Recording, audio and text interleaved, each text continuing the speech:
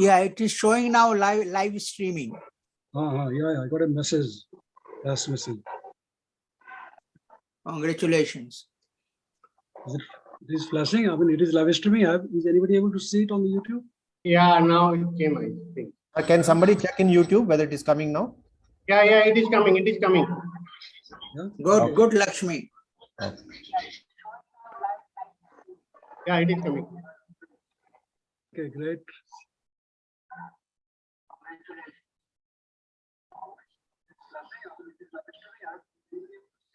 Oh, it's not working correctly. Yeah, but I It think is coming. It is coming. It is coming. Yeah, It is coming. It is coming. I also checked it. Now it is there in the YouTube.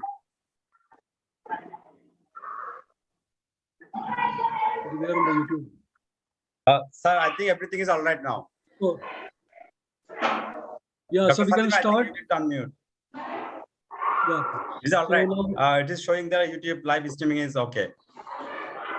Yeah. So we can start now, right? Honorable Chairman, sir, if you allow, we can start the No, it's totally program. late. Please do that. Dr. Mohan, we can start the recording, right? Yeah. Dr. Yeah. Tagit sir and Dr. Somashadar sir, can you hear me? Yes, we Yes. can hear you. Okay, I think there's problem in my sound system. Okay. So, should we start, sir? Yes, Okay, sir. please. So there is a noise from someone. Sorry, So you can There mute is a everybody background except the noise. speaker. I think sir, co-host can do it. I'm doing it. Yeah, please. Okay, thank you. Thank you. Welcome, everyone. It is really a very pleasant day for South Asian Meteorological Association. Today, we are celebrating our third Foundation Day. So, by this time, some are already been conducted lots of activities very relevant to the weather, climate, and relevant issues. And many distinguished scientists around the globe participate in the program and make those program very successful. So today's program is also one significant program.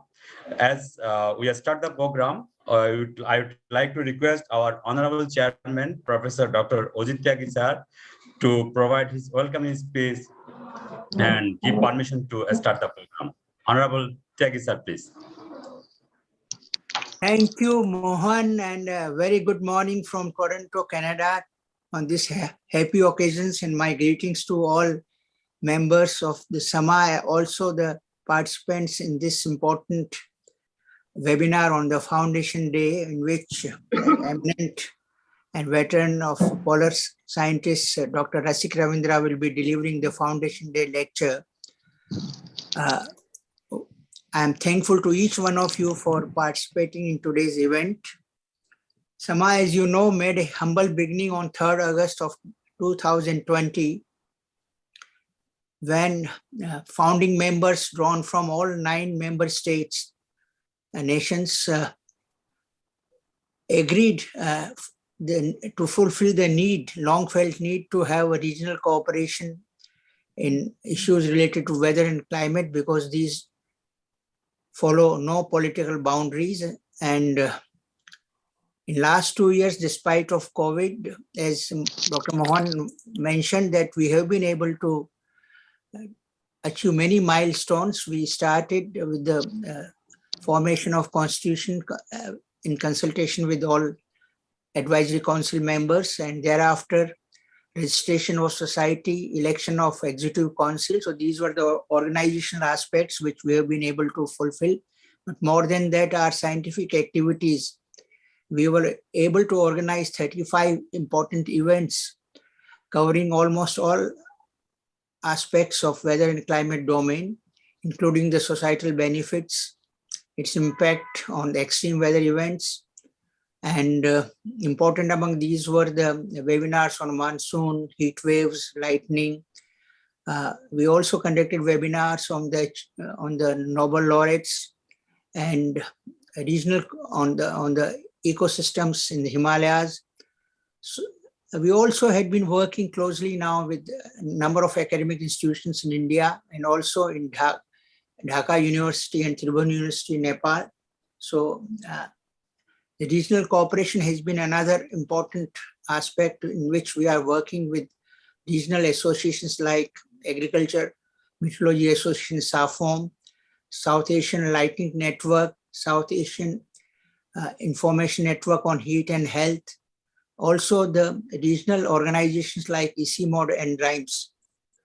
So overall, we are very happy, and this has been achieved because of guidance of the advisory panel members, esteemed members. Many of them are now participating in today's event also from all the countries, and also the newly elected Executive Council.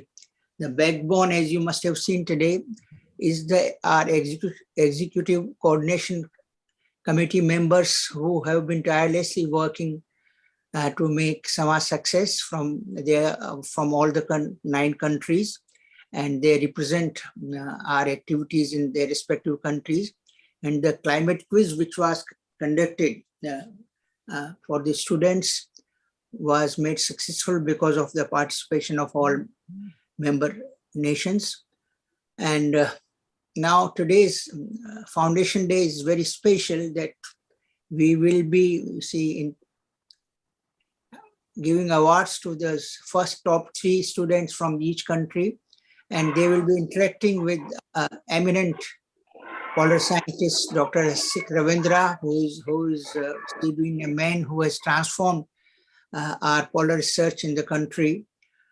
He was director of National Center for Polar and Oceanic Research, Goa, from 2006 to 2012, and had been instrumental in setting up Arctic Station Himadri at Svalbard, Norway. He also had led Indian expedition to South Pole in 2010, and he has many awards. So I'm really thankful to him for having agreed to deliver this lecture and interact with the young students. I'm personally thankful to our esteemed advisory panel members, Executive Council members, and thankful to my colleagues in the Executive Coordination Team, young scientists who are working and as a team and making this available. We are working at a zero budget. As of now, we don't have any financial support available, but it is all because of the voluntary contribution of many of the Executive Council members. We have been able to do, and also support provided by various academic institutions in providing us Zoom links and many other facilities. I'm thankful to the SRM University, Dhaka University for providing these facilities, and look forward. We have been getting good support from meteorological societies like Indian Met Society, and also from the International Federation of Met Societies. And we look forward to develop the networking and promote meteorology for the societal benefits in South Asian region, and promote meteorology among the students. So we have started a student membership. You'll be happy to know that today we have more than 300 meteorologists and experts from the allied fields as a life member of the SAMA, and also good about 100 odd student members, which I'm sure will add to our numbers in coming years. So thank you once again to each one of you. We look forward to your support to take SAMA to greater heights in coming years. I'm more than happy and satisfied that in the last 2 years, with constraints of COVID and limited financial support, we were able to achieve our stated objectives of spreading the knowledge of meteorology without borders, and also a mission statement of promoting meteorology and its application for sustainable development. Thank you so much. It is a great pleasure for me to join this. I was a little apprehensive because of the time zones and all that, whether I'll be able to participate. But when we have polar experts who works for 6 months with no sunlight, I thought entire Toronto should not be a problem to join this meeting. So I'm really happy and wish this webinar a great success. Thank you. Thank you so much, sir. It is really very much support for us. You have joined from very long distance and inspire all of us. And also you nicely mentioned how we, the Sama community, tried our best to overcome all the obstacles and make the climate and weather related issues to popular to the community. Thank you so much, sir, for your kind words. Now I would like to request our executive coordination team member, Dr. Fatima Akhtar. She is also the faculty member of University of Dhaka, Department of Meteorology, to introduce our chief guest, Dr. Roshik Ravindra, sir. Dr. Fatima Akhtar, please.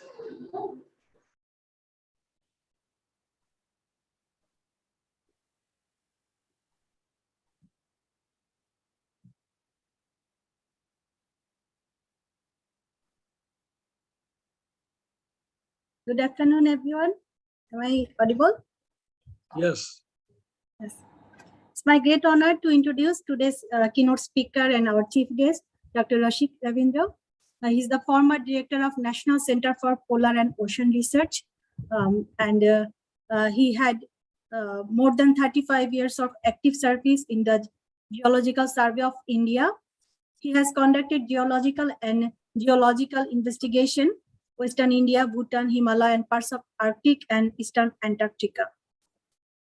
He is very famous polar scientist. He participated in Indian expedition to Antarctica in 1987, first time, and subsequently led 9th Arctic expedition in 1989-91.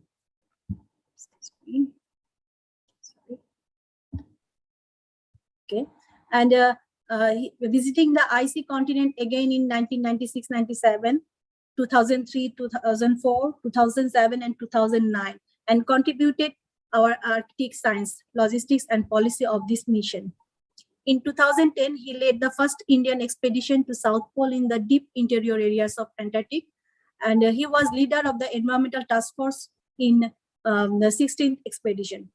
Dr. Ravindra led 23 expedition and led the first Indian Arctic expedition in 2008 that led to establishment of Bharati and in Antarctic and Himadri in Arctic. He is chairman of the DST Constitute Program Monitoring Committee, and also he was the chair, Panikkar Professor, Ministry of Earth Sciences, and he has been elected to the UN Commission in the. Also, he has held the prestigious position of Vice President of SCAR, Vice Chair of COMNAP, and Chairman of the Asian Forum of Polar Science, first Council member from India to the International Arctic Science Committee, and the Chair of INSA SCAR National Committee. He has numerous publications, more than 100 publications from the Google Scholar I found, and he has numerous achievements in his working area, and the awards are mainly the National Award for Polar Science and Cryosphere 2013, National Mineral Award 1990, Antarctic Award 2002, Professor Prem Bahadur Verma Memorial Lecture and Rajiv Gandhi Excellence Award in 2011, SCAR Medal for International Collaboration, IGU Gold Medal, Antarctic Award, Lifetime Achievement Award by the Paleontological Society of India, and also Professor West Oratory Award by Dr. Hari Singh Gaur University, among others. Thank you. Thank you, Dr. Roshik Ravindra. We are very pleased to have you in this session. Thank you.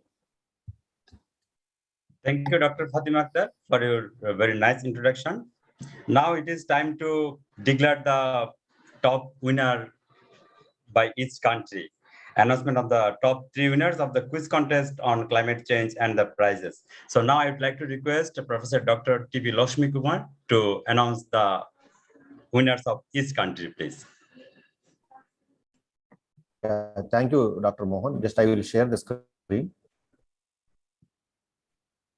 Yeah, yes, please. Yeah. Hope you are able to see the screen. Yes. Yeah. So very good afternoon to all, and I feel very happy to announce the winners of the climate science quiz. We'll put on the This- slideshow. Yeah. Yes, sir. Yeah, this climate science quiz has been organized as part of iconic Science Week celebrations during the Science Day, and it was jointly organized by it was the initiation of South Asian Meteorological Association, and it joined with the hands of Gyan Prasar, Government of India, SRM University, Andhra Pradesh, and these three organizations have organized this climate science quiz through the platform of Vidyarthi Vigyan Manthan.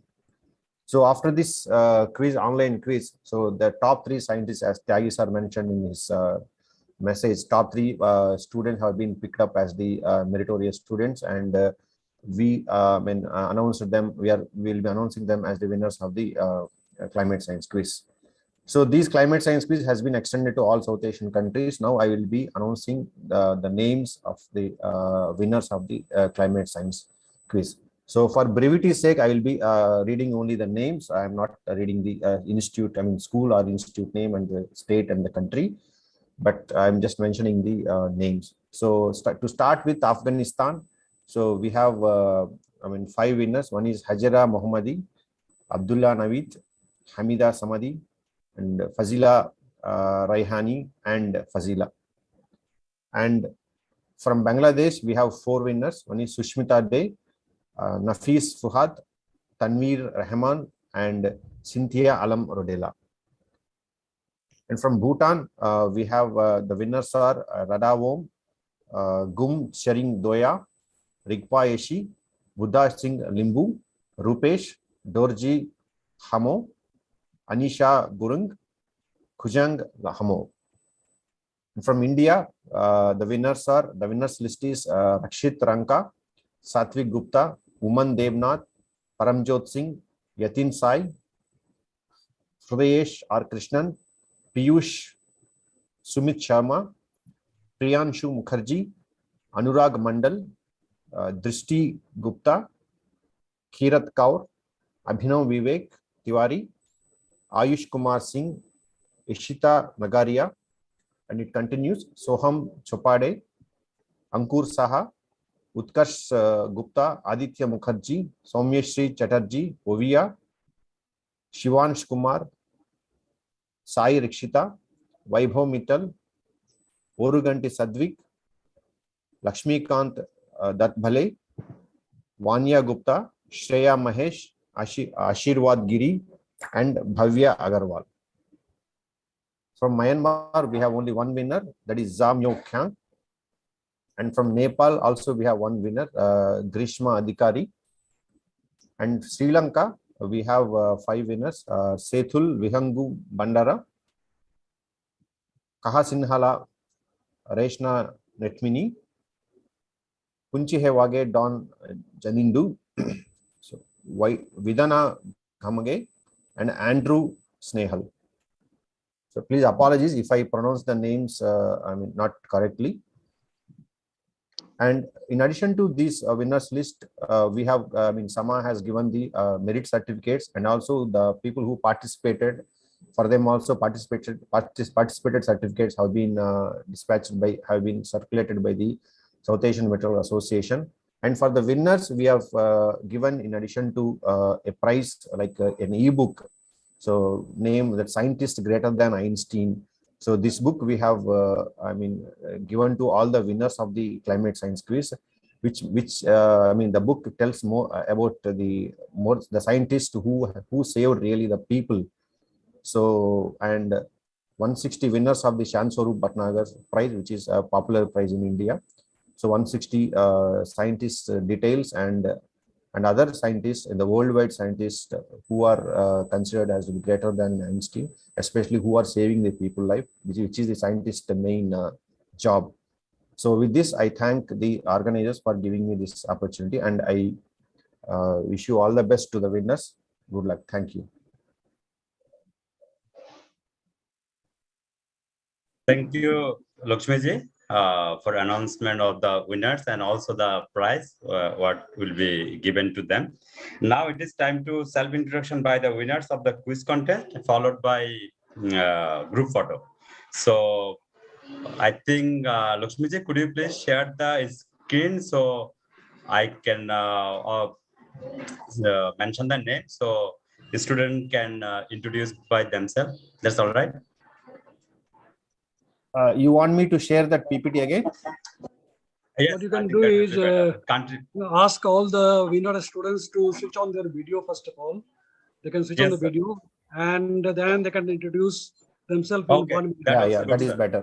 Yeah, that is Okay, better. thank you, sir. Good, thank you for a good idea. So now I'd like to request all the student winners to switch on your video so I can see it and I can mention the name so you can introduce yourself one by one. So now I have seen Dattaras Datbele. Okay, maybe not pronounced properly. Could you please unmute and introduce yourself? Hello, sir. Am I audible? Yes, Yes. Yes. So my name is Dattaraj Dhadbhay. I'm from class 10th, studying in Chate School in Maharashtra, Aurangabad. Okay, great. Next. Okay, thank you. Thank you, sir. And next, Radha Om.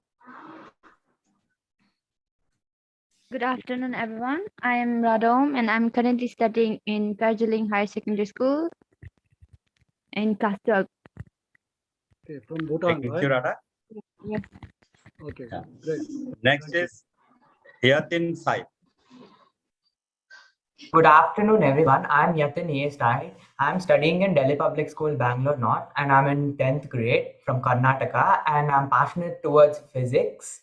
I do a lot of studies related to physics. Apart from that, I'm a part of ATL lab of my school. And apart from music, I'm even passionate towards music. I'm passionate towards music, and I'm a professional drummer. I've been drumming from past 12 years. And I'm pursuing my music degree in Trinity College, London. And I also play other percussion instruments like etc. Thank you. Thank you for your nice introduction. Yeah, we have seen drum behind you. Thank you. Yeah. Next is Ashirvad Giri. Namaste, everyone. My name is Ashirvad Giri. It is my privilege to introduce myself in this conference. I was born and raised in Odisha. I went to Jawahar Navodaya Vidyalaya, Palghar, Bodh, for my education. And this year itself, I have completed my 12th with science stream. Now I am looking forward to taking new challenges, and Sama was one of them, which I liked facing it. Today I am extremely delighted to introduce myself in front of prominent figures about whom I had only heard about. And that too on a very special day of Foundation Day. Lastly, I would like to say thanks to everyone and Sama. Thank you. Thank you, Ashirvad. Now I'd like to request Kesai Rishita. Good afternoon, everyone, respected guests and the co-participants. Firstly, congratulations to everyone and a very happy Foundation Day of the summer. It's a very great pleasure for me to take part in this Foundation Day. I'm studying in class 10 at Rosary Convent High School in Hyderabad. I'd like to thank the Sama team for giving me this opportunity to explore about the meteorology and weather and climate. Thank you. Thank you, Rishita. Now I'd like to request Reshana Natmini. Good evening, everyone. I am Reshana Netmini from Sri Lanka. I am studying in Gampaha Ratnavali Balika Vidyalaya, and I am waiting for my order level results.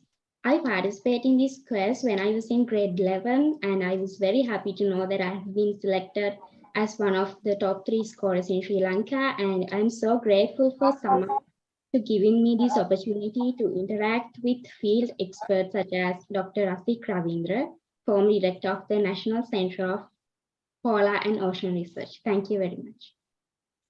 Thank you, Rashana. Now I'd like to request Priyanshu Mukherjee. Priyanshu, please. Good afternoon, everyone. I am Priyanshu Mukherjee of class 10, and I study in St. Joseph's College, Prayagraj, Uttar Pradesh. First of all, I would like to congratulate everyone for their winning in this quiz competition, as well as I want to thank Sama for choosing me to be a part of this conference for celebrating its 3rd anniversary. Thank you. Thank you, Priyanshu. Now I'd like to request Iguan Academy admin. I don't know your name. Maybe you also the participant, right? So could you please mention your name? Good afternoon to everyone. I am from Bhutan and my name is Anisha Guru. So when I participated in the quiz, I was studying in Peljuring Higher Secondary School, but now I have transferred to Ugin Academy. So I am unable to change my name, but then I am Anisha Guru. And then I would also like to convey my deepest gratitude to this organization for providing us with this opportunity. Before I participated in the quiz, I did not even know that there was a subject called polar science, or how India had such organizations to do more research on topics like that. So it has been a wonderful way for me to broaden my horizons, and then I'm very grateful for this exposure. Thank you. Thank you so much. Now I'd like to request Uman Devnath. Uman, please. Hello everyone, I am Devnath from India, and I was interested in climate sciences from the beginning and also meteorology. I'm very glad to be here and for being present this morning. And I would like to talk about meteorology with the chief guest, Dr. Sikravendra. I'm looking forward to the session. Thank you. Now I'd like to request Drishti Gupta. Drishti, please. Good afternoon, everybody. I am Rishi from India, Delhi. I am studying in Silvan Public School, Mayur Vihar, in 10th grade. I would like to thank Sama for allowing me to attend this 3rd Foundation Day. It was very spontaneous for me because I gave the quiz some months back and the result just came right now. So it was not even like not a prepared quiz or something like exams we prepared. It was a very different quiz. And it's nice to know that this climate is also a new research, because generally we look for physics, chemistry, bio, maths, but this is a new geographical area where we can research. So thank you. Thank you, Drishti. Now I'd like to request Ankur Shah from Malda, right? One more student before him. I'm Ankur Shah from Malda, West Bengal. I'm studying in class 11 is the institution. I thank the Sama Foundation for giving the opportunity to attend the conference. Thank you, Ankur. Sir, you wanted to say something? I think you missed one student, Satmi Andwa, right? No, sir, I just mentioned one by one. I still continuing, right? Oh, okay. I saw her. Okay, sir. Name before that. Okay. Yeah. Maybe some student not opened the switched on their video also. For example, Rodela and others. Also, I would like to request a student winner to switch on their video, so it will be easy for me to mention your name. So next is Buddha Singh Limbu, please. Good afternoon, everyone. My name is Buddha Singh Limbu, and I'm from Bhutan. And I completed my class 12 at Peljuring Higher Secondary School. And I'm very glad to be a part of this program. And thank you everyone and Sama for giving this opportunity to be a part of this program. Thank you. Thank you, Buddha. So now I would like to request if anyone missing, I need to check. I think Rodela, she's from Bangladesh, right? Rodela, could you please introduce yourself? If possible, please switch on your video. Good afternoon, everyone. I am Cynthia Alam Rodela. I am from Bangladesh. Thank you. Thank you, Rodela. So, any more? I have seen ZD Goneka. You also a student? Yes, please. Good afternoon, everyone. I'm Shomoshi Chatterjee from India, and I study in GD Goenka Public School. So it was a great pleasure to participate in the quiz conducted by Sama. Previously, also I had participated in the Ozone Day quiz conducted by Sama, and I was one of the winners. So these quizzes conducted by Sama are literally very, very informative and increases a lot of our knowledge in fields which we should study about. Thank you so much. Thank you. Now I'd like to request Satmi Onutma. Maybe I'm not pronounced properly. Please. Yeah. Hello, and good afternoon. My name is Satmi Anutma and I'm from Sri Lanka. I'm studying at Gampha Ratnavali Balika Vidyalaya and I'm grade 10 student. And I would like to thank everyone who gave me this opportunity, especially Sama. And I'm sure I would get to know about various things about related to environment. And this will be a great experience for me. Thank you again. Thank you so much. So if I missed anyone, please raise your hand or please unmute yourself and introduce with us, please. Anyone missing? If not, now I would like to request Rupesh. Okay, please, Mr. Rupesh Uraun. We can't hear you. Maybe microphone issue.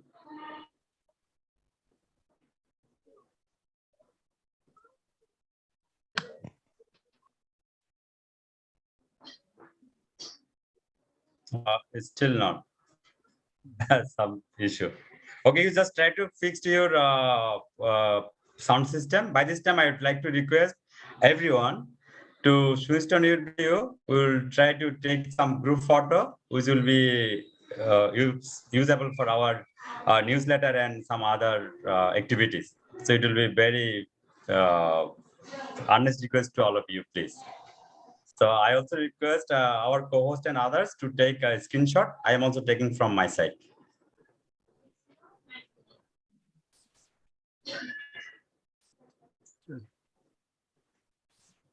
Chaudhary Saab, can't see you. Rodela. One, yes. Yeah, Uda Singh, Limbo, please.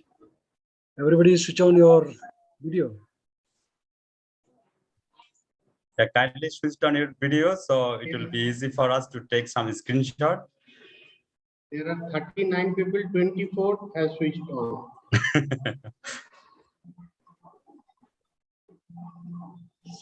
Nice to see many more. Yeah. Previous Raju sir and many is still missing, I think. Sir Misra was there earlier, but he's not seen. Yeah, now, yeah, it has been increased a lot. Yeah, Gitesh, okay, great. So we can proceed now. B. Rajan, Gitesh, Dr. Rajan, Dr. R.C. Bhatia. I think they can't hear. Yeah. So Mohan ji, yeah. So you do that part, you know. I'm not able to do that. To take all in the screen. Take all in the screen. I don't know. In my laptop, it's showing 2 parts, so I have taken 2. No, then wait. Okay, I think that will you can take together, no, right? Actually, my print screen is not working.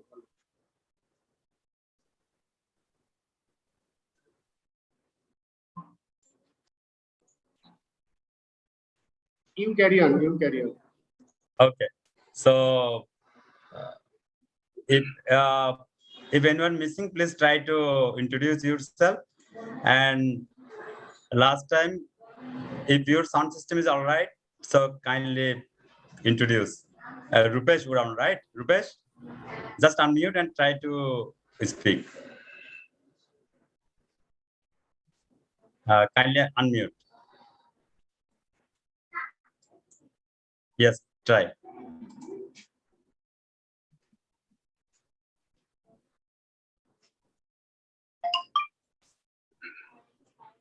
I think still some problem persists. Anyway, thank you all for your nice cooperation. we have taken a screenshot. I think Dr. Shagat already done it very nicely, and also many others. Now it is, I am going for next agenda. This is the brief activities of summer. So now I would like to request Honorable Professor Dr. Someshwar Das sir. He is also the General Secretary of South Asian Meteorological Association Sama. So to present brief introduction of Sama. Sir, please. Mohan, I'm sorry to interrupt you. My print screen is not working. Which one? My print screen is not working, so I was not able to take it. I think it's all right. I have taken two. Somebody Maybe has it's all right. Okay, It's somehow covered. Okay, that's good. Okay, Dr. Mohan, thank you very much. But I need to share a screen, and somebody, I think Dr. Fatima, has to enable it because it says host disabled participate. Okay, I think Dr. Fatima can give you permission. Yeah, please.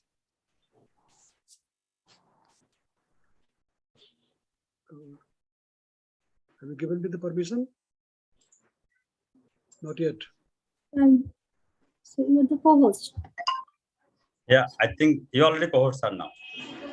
My cost. Still, when I click the share screen, it says host disabled participant screen sharing.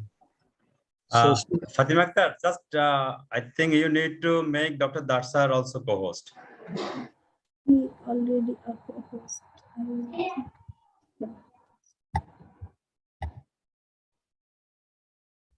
Yes. You done? Yeah. Sir, I'm please getting try. doing okay because I'm getting the same message still. Fatima, you can give a share Okay, screen to now- all participants. Yeah, they can- I think, yeah, now I can see it. I'm able to share my screen. So are you all able to see my screen? I think it is coming. Just you need to open your. It is just showing you text. Yeah, okay, it is coming. Yes, sir.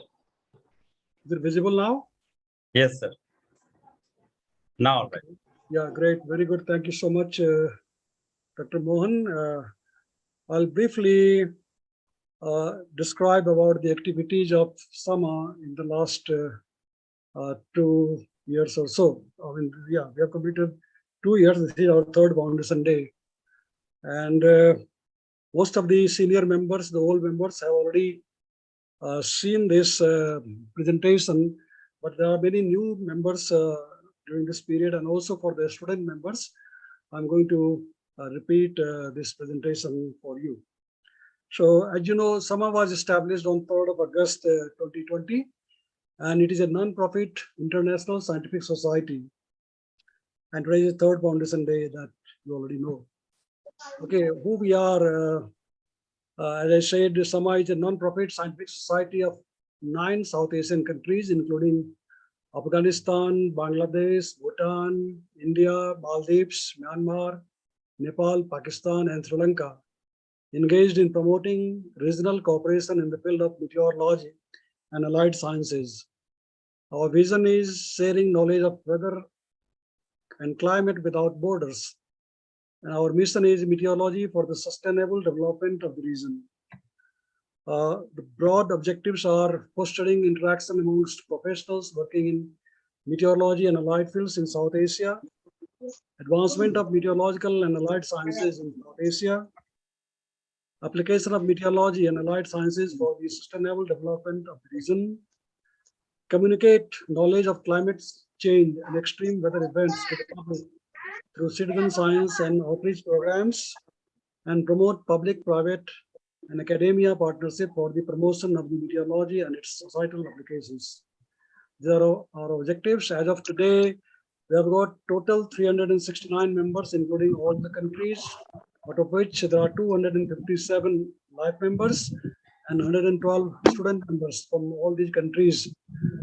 And these are some of the activities that we have conducted in the last 1.5 years. As of today, total we have conducted about 40 activities in about, I should say, 24 months. So that means if I take the average, is more than 1.5 activities per month we have been conducting. And these activities are listed here, like starting from the Ozone Day celebration quiz contest. One of the students mentioned earlier that she had participated in the first quiz contest also. So that was done in 2016. It was a very successful quiz contest because as we counted, more than 22,000 students from all the 9 countries participated in that. Then we had a webinar on monsoon forecast versus the SASCOF. For those students who do not know what is SASCOF, SASCOF is a South Asian climate outlook advanced forecast, consensus forecast about the monsoon for all the South Asian countries. And we had a one-day online workshop on atmospheric observation and weather monitoring techniques. We conducted webinar on lighting resilience South Asia. We conducted webinar on heat waves, webinar on restoration of Himalayan ecosystem. Then we celebrated last year, of course, the second Foundation Day, that was on 3rd of August 2021. Then we had a webinar on Asian Precipitation Experiment, Asia Apex, which is just starting, which involves many Asian countries, primarily led by Japan, and all other Asian countries are involved in that, like India, China, and all the Asian countries. Then we had another quiz contest for which the results were declared today. Actually, this quiz contest was conducted in February, March, and the good thing of this quiz contest was that it was open for 1 month and round the clock, so that the students can participate in the quiz anytime of their convenience, around the clock. Because some students may be having classes, and some students may be having examinations, some coaching classes, etc., etc. So whenever they had a convenience, they could attend and participate in this quiz contest. We designed the question in such that no 2 students will receive the same question. Every time a student attempts the quiz, a new set of questions will be given to him. So there was this quiz contest, which was conducted over a period of about 1 month, and it ended on the WMO Day, 23rd of March, and then the results were, in fact, announced earlier, but today it was formally announced to all the students on the Foundation Day of Sama. And as already been told that these students will be given the merit certificates plus the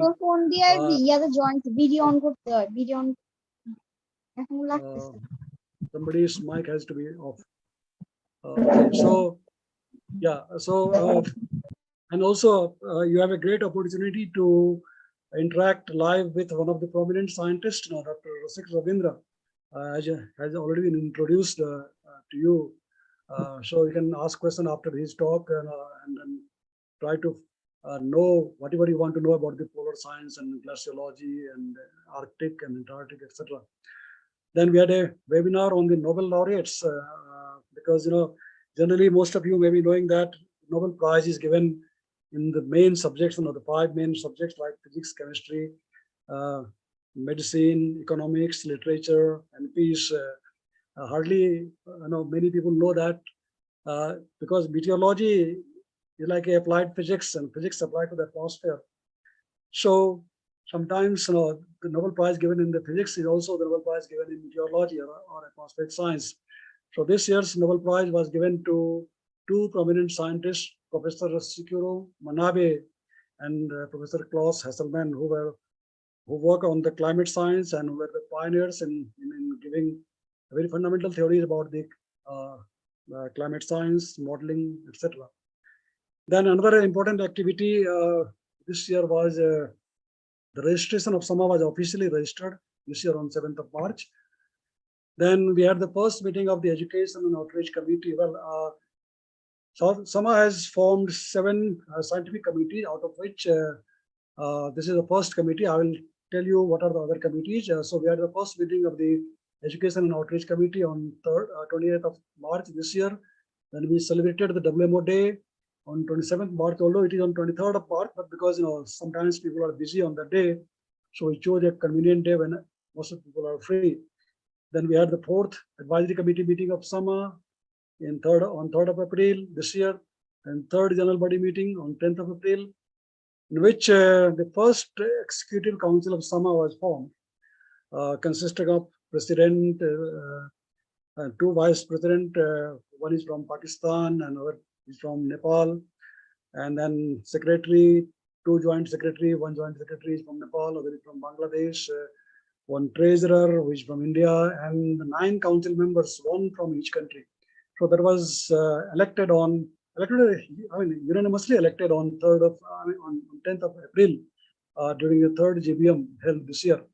Then we had the first meeting of the Executive Council in May 7th, then first meeting of the NWP committee, then the first meeting of Satellite Meteorology Committee, and we celebrated World Environmental Day jointly with IDCF and GRC India. Then we had the second meeting of the NWP, that is NWP for the students. It is a numerical weather prediction, one of the prominent subject in atmospheric science, meteorology. So we had this meeting on 25th of June. Then we celebrated the International Lightning Day in association with SALNET. SALNET is the South Asian Lightning Network.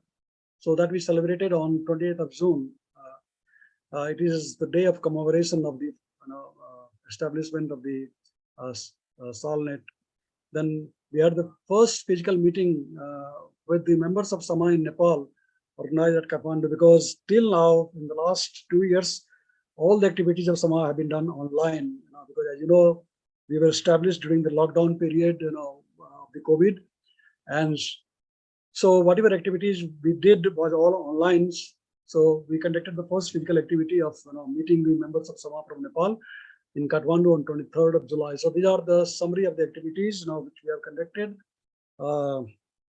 during the last 2 years. And as I mentioned, there are 7 scientific committees formed by SAMA. One is education and outreach, second is numerical weather prediction, third is satellite meteorology, fourth is radar meteorology, fifth is the air pollution, sixth is the climate change, and seventh is the mountain meteorology. The idea is that we would like to build up the capacity of the participating countries, member countries in these fields. Also, try to reach out the students and other people working in this field to educate them further, or provide them whatever kind of knowledge they would like to have. So as part of this committee, we are planning to have an Olympiad, because you might have heard about the mathematics Olympiad or physics Olympiad or geophysics Olympiad, but there is no such Olympiad on meteorology or atmospheric science. So we are planning to conduct a meteorology Olympiad as part of the Education and Outreach Committee. We already had one meeting about that.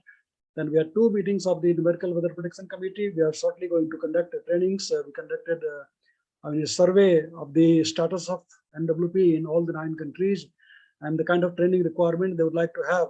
So we have received the feedback from the countries, most of the countries, and based upon that, most likely this training program will start in October. We are planning for that. Then we had a meeting on Satellite Meteorology Committee to find out what is the status of satellite meteorology in these countries, and how these countries are utilizing the huge amount of satellite observations for forecasting and research. So we got the feedback already from many countries about that, and based upon that, we will be conducting a training program also on satellite meteorology for all the 9 countries. Then radar meteorology meeting is due, air pollution meeting is due, climate science meeting is also due, and mountain meteorology program meeting also is due. So this will conduct the meetings of the committee from each of these committees. All the countries has provided us the nominees. And so one by one, as the time permits, we shall have the meeting of all these committees. Well, SAMA is very much in the social medias, like we are on the website. We have a website, there's the address given there. Now we have a Twitter account at South Asia Net, and we are on the Facebook. The address is given there. We are on the YouTube. Right now, this program is live streamed on YouTube, as has been announced. And all the videos of the webinars organized so far by SAMA are available on the YouTube channel. So you can go back and watch the earlier programs and webinars that we have conducted on the YouTube channel of SAMA. And also, please don't forget to subscribe the YouTube channel of SAMA. Okay, and then we have got a WhatsApp group, Google group of all the members. So these are how we communicate information between us and share the knowledge. Okay, and then we have got a ECT, the Executive Coordination Team. This is a very important team because all the activities of SAMA are conducted based upon the help and support provided by this ECT. Now, it is created consisting of 2 or 3 young dynamic members from different countries who are willing to work for the development of this region and the society. They help us in different activities of regional development, including capacity building, conducting webinars, organizing a special day celebration, that is WMO Day, Ozone Day, etc., training courses. They help us in writing minutes of the meetings, reports, quarterly newsletters, education and outreach, etc. At present, we have members of the ECT from India, Bangladesh, Nepal, Sri Lanka, and Myanmar, and also Bhutan, of course. And we are still looking forward for the Afghanistan is not written. We have got 2 members from Afghanistan also. The only 2 countries whom we have not received the nomination for the ECT member is, one is Pakistan and other is the Maldives. So hopefully in future we shall have the members from there also. Now quickly also the benefits of becoming a student member of SAMA, because a lot of student members, especially the young students now, who have just who are studying still in the school and probably in future they would like to choose their career. So I'd like to just tell them what are the benefits of becoming a student member of SAMA. And I already announced that there are about 112 student members of SAMA from different countries. Well, I mean, to become a student member, generally, as of now, we are allowing only the graduate students, that means those who are studying in BSc onward, that is BSc, MSc, or PhD. So the student members will get an exposure of national professional network. They will have the following advantage as a member of SAMA. Number 1, member of an international professional association. It will provide you a platform to present your research work. It will provide you opportunity to promote weather and climate awareness.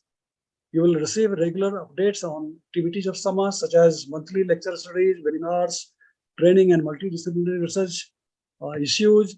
You will get an appreciation certificate when you volunteer to work for any event of SAMA. You will have opportunity of networking with the scientific and academic community. You will get information on career, higher study, and funding resources, because often we announce the different training programs on the by email group of SAMA and also on the WhatsApp group that we have. So whenever there is some advertisement for the employment or from some training program, etc., then we announce through these groups, and the students can very much avail the benefit of this, avail the opportunity. Members can also contribute to the quarterly newsletter of SAMA. So these are some of the benefits of becoming a student member of SAMA. Okay, today, by the way, we are going to release the 3rd issue of the newsletter of SAMA, covering July to December 2021. As you may know that SAMA publishes newsletter every 6 months, twice in a year. And this is the 3rd issue we are going to publish. This is just a content page displayed on the screen here. And I would like to thank our publication committee led by this time Dr. Ranjit Kumar Sinha, who has done a marvelous job in bringing out this issue, the 3rd issue of the newsletter. So it will be shared with all the members of SAMA shortly. So this is what we are going to announce, part of the announcement for today. Then highlights of the future plans in progress, of course, and I'll quickly browse through these things. And of course, we are working in the background to open a bank account. We don't have a bank account, as we have heard that all the activities of SAMA that we have conducted in the last 2 years is all without money, without any fund. So to get the fund, we have to have the bank account, for which we are working on. Exploring funding resources for conducting regional programs, encouraging member countries to establish country-wise chapters of SAMA, monthly webinars on topics of regional importance to be continued, recently constituted scientific committees for satellite meteorology, NWP, radar, meteorology, etc. will develop capacity building programs for research and development of the region, conducting need-based training workshops for the member countries to improve their meteorological and hydrological services, explore the possibility of partnership with more regional agencies in addition to EC mode and RIMES. Well, for those students who may not know what is EC mode and what is RIMES, EC mode is the International Center for Integrated Mountain Development based in Nepal, in Kathmandu, and RIMES is a regional integrated multi-hazard early warning system based in Thailand, Bangkok. They are our corporate partners, sub-SAMA, then develop linkage of SAMA with other international agencies in this field, such as IFMS, is the International Federation of Meteorological Society. Already SAMA is participating in the activities of the IFMS. Last November, we made a presentation on behalf of SAMA in the global IFMS summit, then also linked with the EMS, that is the European Meteorological Society, the WMO, there is the World Meteorological Organizations, etc. Then develop regional research projects, mentorship to young researchers and students by senior scientists, work with the NMHS. NMHS is National Meteorological and Hydrological Services, regional associations and civil society in promoting application of meteorology for public safety and societal benefit. Societal applications like climate change, agriculture, aviation, energy sector, engage private sector in promoting application of new technologies in instrumentation and software in meteorology. So these are some of the highlights of the future plan. And thank you very much for listening to me so patiently. Thank you so much. Mohan, now to you. Thank you, sir, for your nicely presenting the brief overview of SAMA. And you already been covered all the goals, what SAMA already been formulated, and what of the performance already been done, and what will be the next. Thank you, sir. Now, I would like to request our honorable resource persons of the popular talk, Indian endeavors in polar regions, by respected delegates, Dr. Roshik Ravindra, chief guest and former director of National Center for Antarctic Ocean Research. Later, it renamed as National Center for Polar and Ocean Research, NCPOR, Goa, India. Sir, floor is open for you. Now you can deliver your lecture, and students will take notes, and they can, end of the lecture, they can interact with you. Okay, sir, please. Thank you. Can you see my slides? Yes, yes. Yes, Thank sir. you. Perfect. Fine. With the You permission can of the make chair. it slideshow mode, please, sir. Slideshow mode, yeah. Okay. Okay, great. Yeah, thank you. Right. So with the permission of the chair, can I start? Yes, sir, kindly, please. All floor is yours, sir. Honorable Air Vice Marshal Dr. Ajit Tyagiji, President SAMA, Dr. Chaudhary, Vice President SAMA, Dr. Someshwar Das, General Secretary, Dr. Fatima Akhtarji from Dhaka University, delegates from all the South Asian countries, prize-winning students, and a distinguished audience.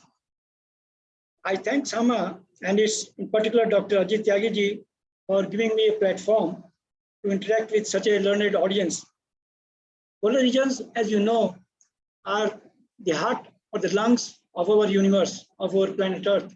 If you see over here, I have listed all the three polar regions. I am categorically saying three because we have Arctic in the north, we have Antarctic in the south, and then we have mighty Himalayas, which transact from all the way from Afghanistan, India, Pakistan, part of China, Bhutan, Nepal, and going right up to Myanmar. So this is again a pole which is vertical pole because of its height and because of its snow cover extent. Now coming in particular to the Antarctic, as you know, and the Arctic, these are the two regions, which are considered as the heat sink. Now all the heat which is generated in the our equatorial regions, or you can say the tropical regions, that is taken away because of the Coriolis forces and others to the colder climate regions like Arctic and Antarctic. And these two regions, they act like the heat sink. That means all the heat which is generated by the warmer areas of the Earth, warmer continents of the Earth, it is taken by the ocean currents right up to the polar regions, maybe the north, in the Arctic, or in the south, and then they lose all that heat. And then this circle, convection currents, it sets up a motion wherein the ocean gets up and down. The portions of the hot water which are on the top and the cold water which are on the bottom, they get overturning, and because of this, the entire atmosphere, the marine sea life, and everything gets affected. So this is one reason why we say that these two polar regions are very active, and they are at the heart of the World Climate Center. Coming to Antarctic in particular, this is an area which is very close to my heart because I have spent nearly about 40 years in association with Antarctic. And this is a beautiful piece of our Earth. In fact, Dr. Tyagi was there for some days, and he will agree with me that this is a continent of awesome, unspoiled, pristine land of unmatched natural beauty. It has always fascinated mankind, even after 2 centuries of its discovery, way back, in 1800 and some years. Now, this is a map of Antarctic, and if you take a cross section right from the western, along this red line, from the western Antarctic to the eastern Antarctic, and you will see that these dark areas, they represent this buried mountain chains, which you cannot see because they're all buried to about 4 kilometers thick ice column. And they just erupt somewhere near this, that is called the Transantarctic mountain ranges, where you can see them coming above the ice cover. And then there are certain mountain ranges which are concentrated along the coastal regions of the Antarctic, eastern Antarctica over here, then in some parts of the here, in the central Dorning Maudland, and of course, in the southern part of the Ross Sea and others. As I said, it's an area, of unmatched beauty. You will simply fall in love once you get an opportunity to see this area. Whether it is, these are the icebergs, which are floating like big countries. They can be as big as a country itself, thousands of square kilometers in area, or the continental ice, which is you can find coming down onto the ice shelf and debouching and losing most of its mass. The scene itself is a fascinating one, or maybe the deep inside the continent when you get an opportunity to see the mountain ranges where perhaps no human being has put their foot on. You can also talk about the auroras, whether it is Aurora australis in the southern continent, in Antarctic, or it is Aurora borealis in the Arctic or in the northern Ireland, or to the beauty of the South Pole, which you can say as the Patal of the Earth.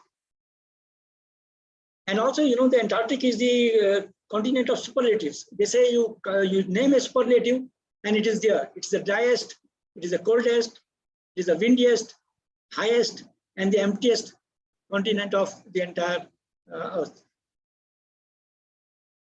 I'll tell you something about the Indian activities in Antarctic, and they are spanned now nearly for 41 years. If you see, we started in 1981. Our first expedition was led by Dr. Qasim of National Institute of Oceanography, which was in Goa at that time, and the Antarctic Center of the Department of Ocean Development. And then we reached in the coastal areas, established a station over here. I'll give you some more details about this. Then in 87, because this station had gone under the ice, it was totally submerged by 87, 88. And then we had to think of another station which could stand on the ice-free areas on the rocks, and where the science could be pursued around the year. So that's how the Maitri, or the second Indian station, was born.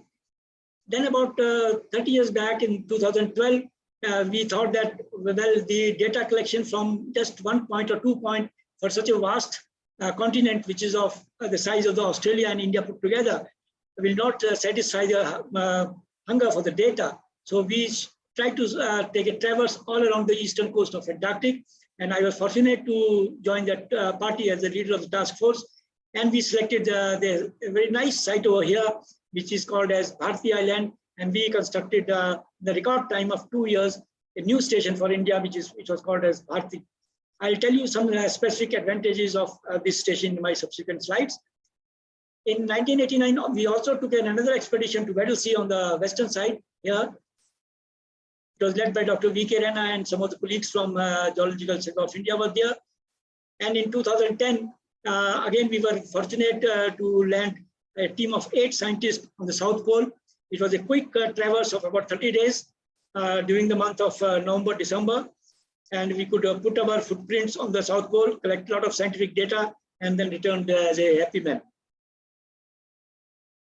Dakshin Gangotri was our first Indian station. After landing in Antarctica in 81, very quickly a decision was taken by the government of India that India must have a permanent station. So we started in 83, 84, and by March 84, a station was commissioned and the people started living there. So this is the Republic Day of 1985. And you can see the station is in full swing and people are celebrating. This is the Republic Day, January, is the summer in Antarctic. So you can see the bright sun and people enjoying the sunny days over here. But within 2 or 3 years, this entire station was eaten up by the ice, by the snow, and you could see only the rooftops of the station. And ultimately, when we went there again in 87, 88, and 89, we saw that only the rooftop was available, and we had to enter the station through a shaft like we do the mines, the vertical shafts. We had to go there, and then a decision was taken that, well, we must shift from this station because it was not safe. It was risky to stay there for 16 months. So we shifted to an ice-free area. And this is where we went subsequently in 87, 88. Now this is an area I'll try to explain to you slightly. Because once we reached Antarctic, we are the first encounter is the pack ice. The small bundles of the ice, they will be floating. And then when you cut through this, you reach a small area which is called as Polinia. It is free of the ice. And then most of the ships are berthed in this area. It's called Polinia. And then you have a fast ice which breaks during the summer because of the ocean currents. And then this is the shelf ice, which is thick. Its thickness varies from 100 to maybe 500 meters. But below this is also the sea. And then you have some of the grounded icebergs over here till you reach the continental ice over here. This is the continental ice. And then you have some coastal mountain ranges, which are part of the Eastern Antarctic coastal mountains, which are called as Central Downing Moorland. And this is a small oasis. Oasis is a ice-free area like this, which is surrounded by the ice all around. This is the continental ice. If you start from here and you walk about 2,000 kilometers, you reach South Pole. And if you start walking north on the shelf ice, you will reach the sea. And then maybe you can catch the ship and go back to your country. Now, this was a station that was started in 1987. And by 88, 89, it was fully commissioned. And I was the fortunate person to winter there as the first wintering, full-fledged wintering. But one is never satisfied because you sometimes feel that, okay, you have done work here for 30 years, but what next? So we thought that, okay, we must get some area in the Eastern Antarctic where there are more mountains, because this entire area was already mapped by Indian scientists, Indian geologists. About 25,000 square kilometers of the area was geologically mapped. So we wanted to search the new areas where we could see the connections of the India and the Antarctic. So we selected this site.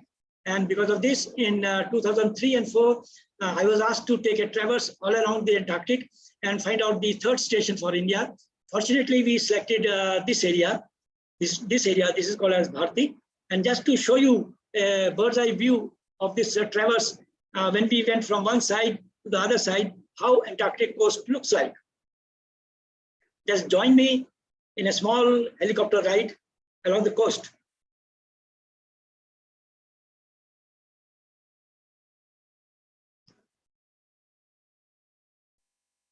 Mind you, this is the summer, so you don't get the pack ice, you don't get the fast ice. It is the month of January and February.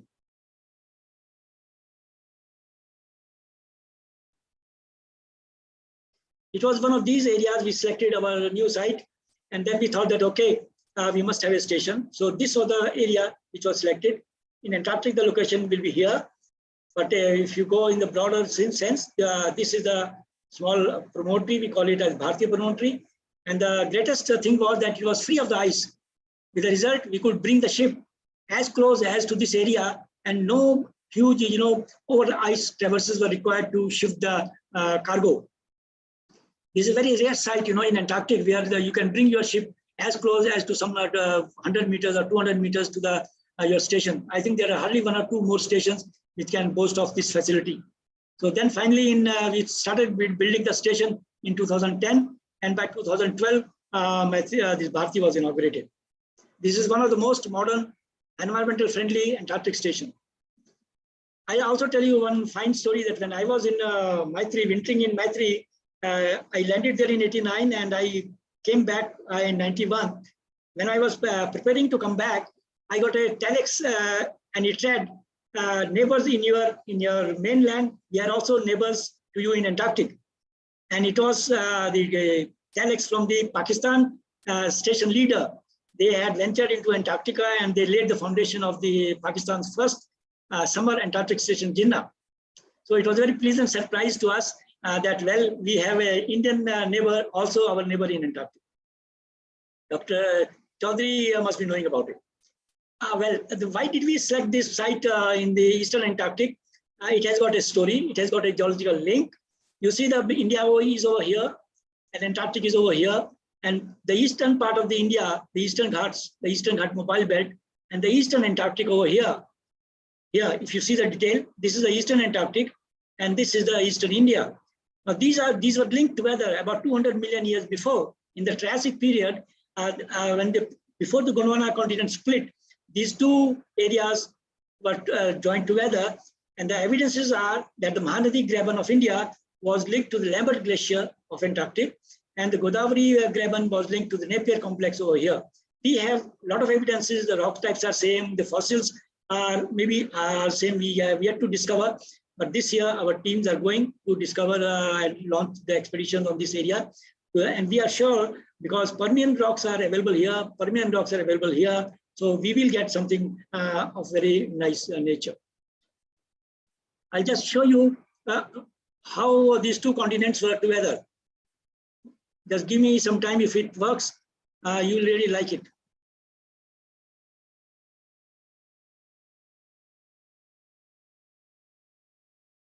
Yeah. Now you see, this is a scenario which is around at 0 million years. That means at present we are like this. But if we go back, to 200 million years, what happens?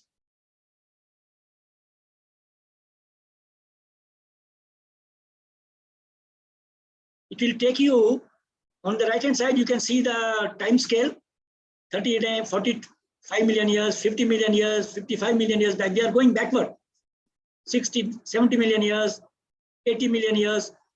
And by 200 million years, this continent, splitted continents, pieces of the continents will be together.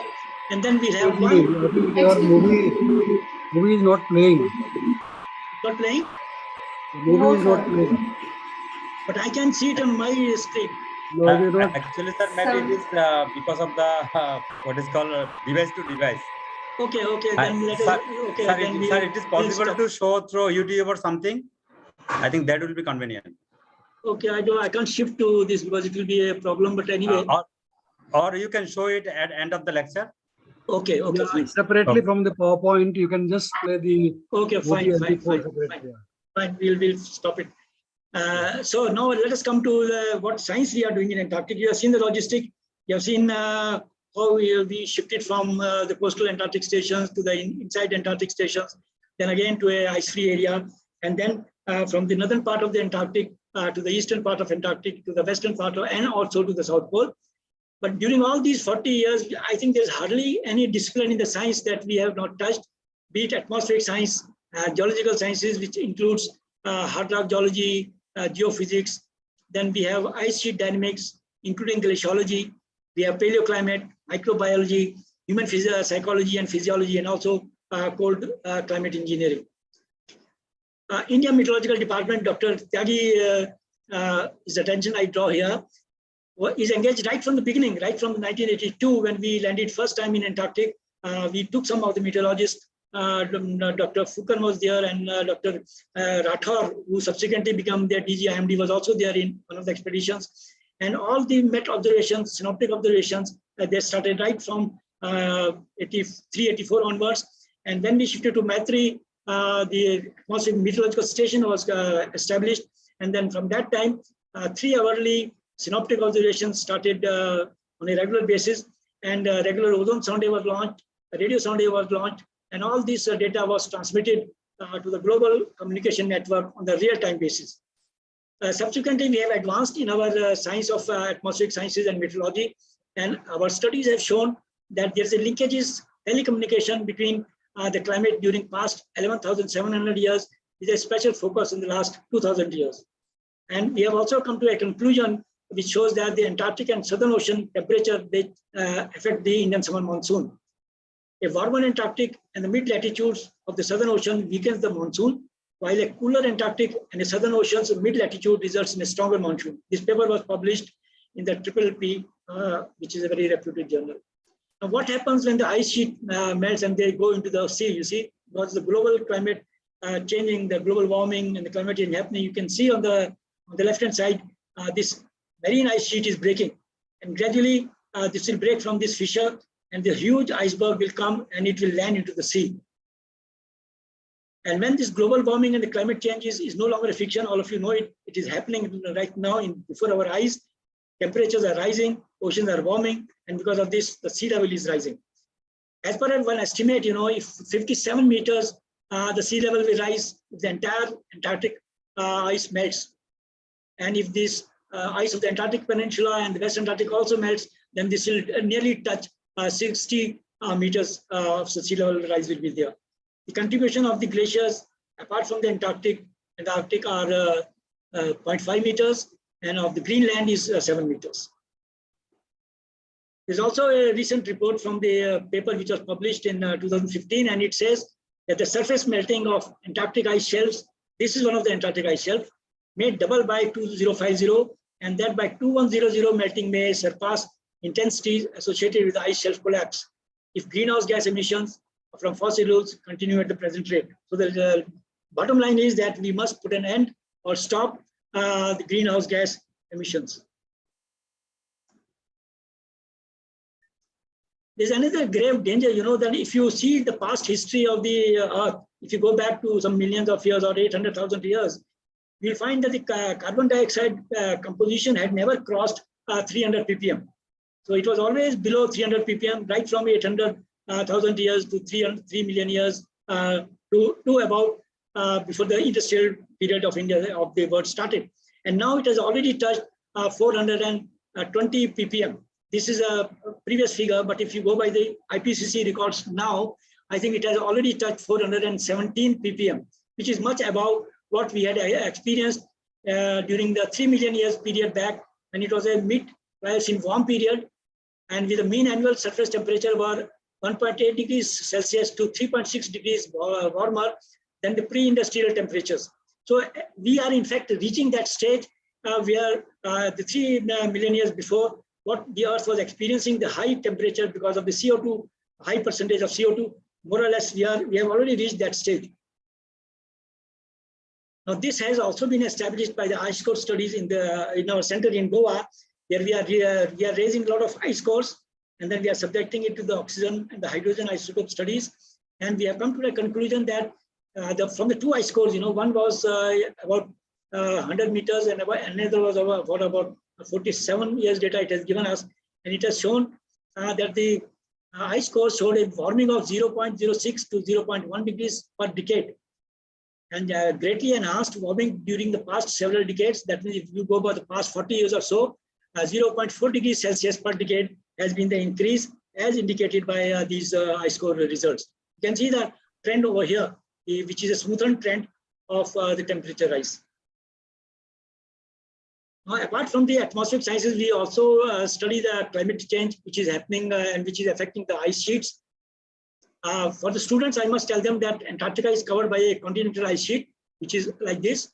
We call it continental ice sheet because it's a huge column of ice ranging from 2 kilometers to 4 kilometers in thickness, and it is over the continent, it is over the hard rock. That means if you drill a hole, it will touch the rocks, it will not touch the ocean. So this is the area of the continental ice, which is on the continent, which is on the hard rock, and this is the shelf ice, which is on the sea. It floats on the sea. You can also see that part of this tongue of the glacier, tongue of the ice sheet is coming, and at some time,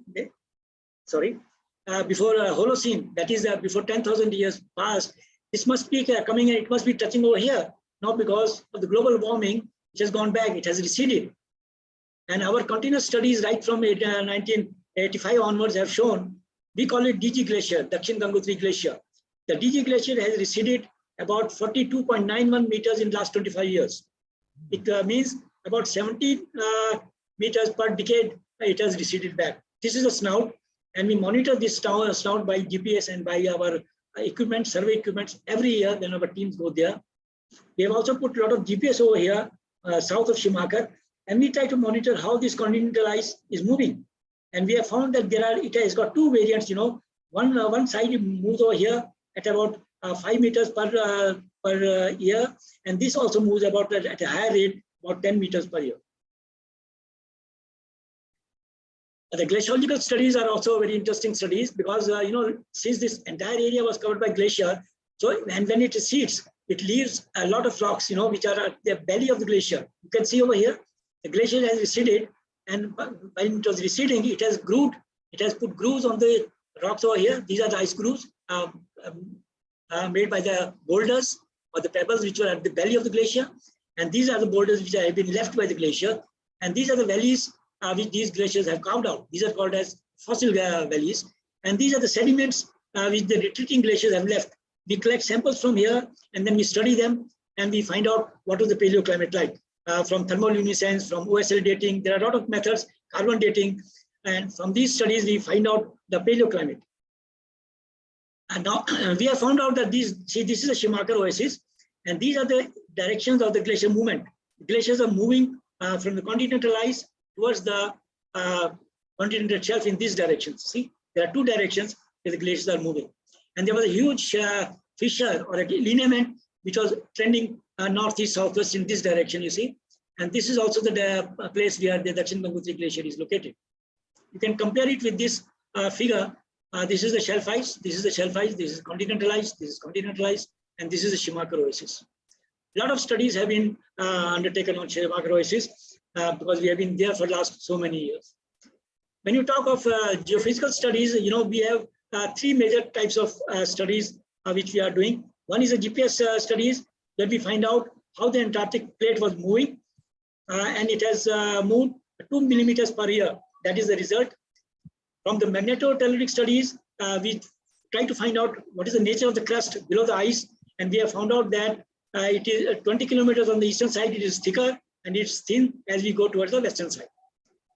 We also have some absolute gravimeter, seismometer, and some magnetometer studies, wherein we try to find out if there are any earthquakes in Antarctic, or what is the magnetic field, how the magnetic field is changing in Antarctic. You'll be surprised to know that Antarctic doesn't experience very severe earthquakes, but because of the carving of the ice sheets, because of the big icebergs which break up from the ice sheet and they go into the sea, some perturbations are created onto the Antarctic, and then you register small scale earthquakes of very low magnitude. There is no life as such, human life on Antarctic. Only the visitors are there, only the scientists are there, but there's a lot of microbial life.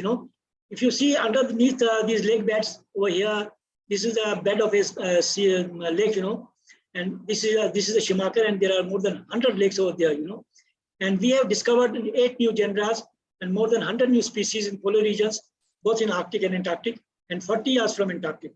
Two very good indexes have been produced, lichens and monographs have been produced on lichens of Antarctic and on the studies of the biological and the human physiology in Antarctic. They also try to find out why there are certain genes in Antarctic which can withstand the cold. Because, for example, penguins. Now, how do penguins withstand temperatures of -40, -50 degrees Celsius? There are certain cold-loving genes in them which have been found out, and the microbiologists have specially identified genes like, they call it AAT and NTRME. I don't know what these are, but these are special genes which are found in the cold-loving bacteria which are present in Antarctic. And some of these, psychrophilic bacteria or microbes, they have a lot of use in the pharmaceutical industries because they can help us in giving rise to the new medicines for the tackling diseases like your blood pressure, diabetic, and things like that. Let's come to the Arctic now. The contrast between Antarctic and Arctic, Antarctic is a continent which is surrounded by the sea, whereas Arctic is a sea, it's an ocean surrounded by the continents over here, see? And there are countries which surround the Arctic Ocean, Canada, Alaska, part of the United States, then Russia, Siberia over here, Finland, Sweden, Norway, Faroe Island, Denmark, Iceland, Greenland. These are all 8 Arctic Council countries which surround the Arctic Ocean, and they do a lot of work in Arctic. India also did its exploration in 2007. We went first time to the Arctic, and then in 2008, we established our first Indian station in Svalbard, in the Norwegian region. It is called as Himadri.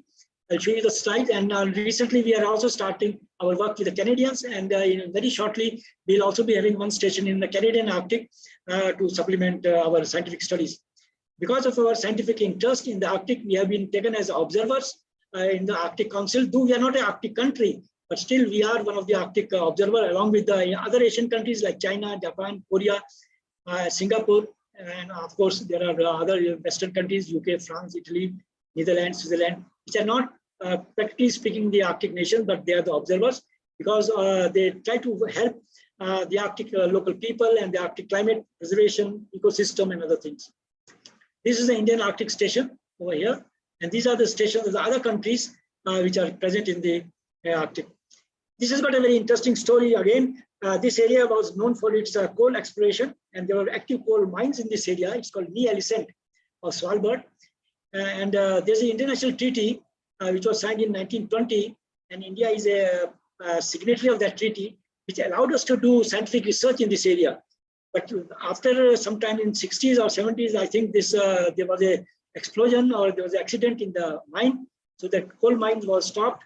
Coal mining was stopped, and this entire village was converted into a research facility.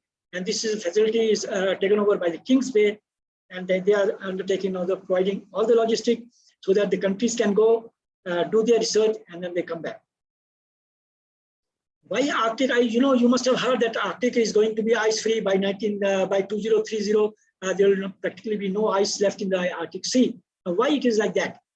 If you see that changes in the temperature, you can see the anomalies were going up, and how they were much before the industrial periods. And suddenly there's a rise in the anomalous temperature in the Arctic. Now what happens is this, that once the Arctic temperature goes up, the fresh ice, it melts. And once the fresh ice melts, the more sea is exposed to the atmosphere. And once the sea is exposed to the atmosphere, this absorbs a lot of heat. And once it absorbs a lot of heat, it becomes warmer, and then whatever ice is there, it again melts. So there's a vicious circle, less ice, more temperature, less ice. This is how the sea ice loss is taking place. Gradually it is sliding down, and by 2020, it has further gone down. And these statistics are frightening. There's practically no multi-year ice left. Multi-year ice, we mean that once the ice is formed, then it doesn't melt in a subsequent year. And then it becomes a multi-year ice, say 3 years old ice or 2 years old ice. But now that multi-year ice is no longer present, there are only 1/3 of it is present, what we can call as really a multi-year ice. Now, these are some of the pictures, it's very interesting. If you see this man, 1939 was pictured sitting on a boulder and watching the mountain of the Svalbard with the glaciers over here. And by 2010, the man is not there, but you see all the glaciers have gone away. The man has gone away, possibly got frightened. And see this entire ice, which you could see over here, the glaciers coming down from this hill. Now this hill is same as this hill, but there's no ice over here. There's no glacier over here. See, it is free. And this is the huge ice front, which is no longer exposed over here. See, these mountain peaks are only visible, but by now these peaks are fully exposed, and only this huge vertical massif of the ice is no longer there. And what you can see is only a small ice mass still present. Now let us see what happens to the Greenland and to this Arctic ice. It's very interesting figures over here. This is 1985. You can see the entire Arctic Ocean is surrounded by the ice over here. By 2002, the coastal fringes of the Arctic is gone. This ice is gone from here. And why it is gone? Because there's a sort of a gyre established over here, movement established over here, and it keeps on moving because of the heat generated. And when this heat gets in more and more, this ice melts, and it comes out, and it goes out of this Greenland, and it leaves this area. So this is the outer margin of 1981-2010 line, and this is the present line of 2020. You can see how much ice has been lost. It's only a shell of what it used to be in 1981-2010. The risk is that the wildlife like polar bear, they will have no habitat to stay there, to live there. And not only the animal wildlife, even the plant vegetable. You see, 6,000 years before, this line of the trees, which are called as Atlas cedar, this was present over here in huge quantity. You can see the scale. But by 2000, it has gone up because it requires some temperature, which was present only here. Now by 2020, the temperature is still not there, and that's why this has got no space to move up. So this is getting lost. So this is what happens to the flora and fauna. Both will get lost if the temperature keep on rising at this scale. I'll not take much detail about Himalaya because most of you know about Himalaya, but you should see that Himalaya is also experiencing a lot of warming. And you see here what happens to the Himalaya, which is also going down as all the other mountain ranges of the ice regions of the world are suffering loss, whether it is Europe over here, Andes, Arctic, Asian high mountains over here. This is what is represented by Himalaya. You see, it is in between. It is lesser than the European, and Patagonia is going much higher rate. There are nearly 32,392 glaciers in Himalaya, and ICI Mall of Nepal is doing wonderful studies in there. And in Indian part of the Himalayas, we have around 9,000 glaciers, and very few we have been able to study. But wherever we have studied these glaciers, especially from the Himanch, which was a year-round station that we have established in about 4 or 5 years back, and we have tried to put a lot of all weather stations over here. We collect a lot of automatic weather station data from here, and which has also given us some pictures of how Himalayas are getting affected by the warming climate. You can see that in the Kashmir Himalayas are melting at rapid, posing a threat to the water scarcity in the region. This area is feeling a lot of problem because of the water scarcity, because the glaciers are feeding the water, and if the glaciers are not there, we are really going to have a problem. The Gangotri Glacier, which is very famous glacier of India, in 1780, this was the area where the snout was present. And you see in 2001, the snout has come over here. And if you take now, the picture of now, I think it is further gone down over somewhere over here. These are the two glaciers which we are monitoring right from that Himalaya stations. One is called Sutri Dhaka Glacier, another is called Batal Glacier. And this station was established when I was there. And you can see the interesting thing is there that this Sutri Dhaka Glacier is a clean glacier, whereas the Batal Glacier is a debris-filled glacier. And we have been able to compare what is the impact of the debris on the glacier. And this is a subsequent recession of the glaciers from 2013 to 1989 and 2000. And again, these three figures over here. You can see how the glaciers are retreating because of the global warming. So this, with this, I come to an end. And I want you to experience the beauty of Antarctic, and also the major statement that John F. Kennedy had given some time back, that whatever problems we are facing in our Earth, basically the climate change problem, they are problems created by us. So we have to take care of this. Thank you very much.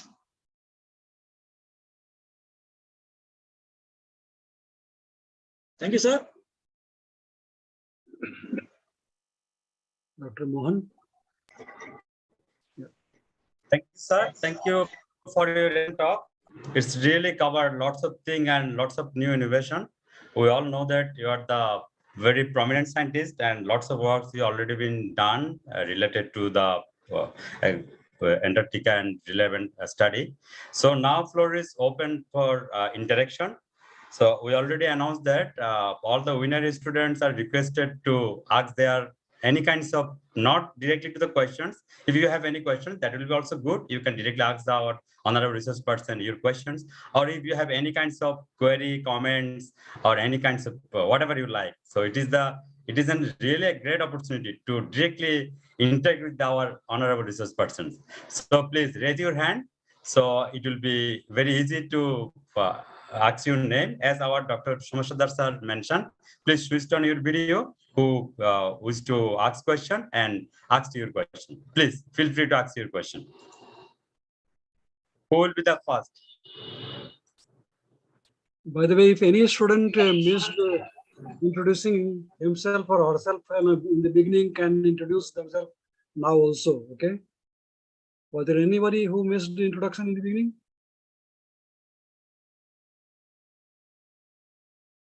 Yes, Grisha.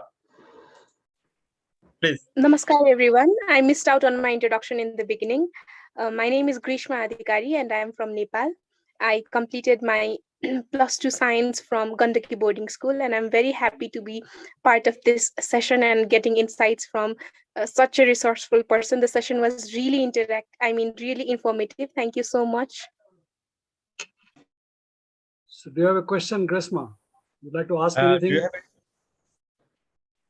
As of now, I don't have any question, but I'm very thankful to sir for providing us such an insight regarding the topic. Okay, thank you. Okay, for your nice comments. Any others? I have seen lots of comments in the chat box also. Everyone appreciate regarding the lectures. They are all very happy to know lots of new things. And also Dr. R.B. Sharma mentioned that excellent presentation to impart knowledge. Sure, thank you. So now we'd like to request all the winner participants, of course, get the first priority to ask your question, or we can mention the name, and at least you can say some words regarding the presentation. I think that also a very good way. Yeah. So who will be the first? By the way, the question answer session, the interaction session is not only open to the winner student, but also to all the student members of SAMA. Yes, sir. Okay. Yeah, So, also student members of South Asian Meteorological Association, SAMA, please feel free to ask your questions. So regarding the lecture, just I would like to mention some name. So you just express your opinion, how you feel regarding the lectures. So first I have seen the name Radha Om. Radha, please just switch on your video and just say a few words regarding the lecture. Maybe something is very new to you, whatever, no problem. Unmute, please. Oh, thank you so much for the opportunity, sir. So I'm sorry I was walking.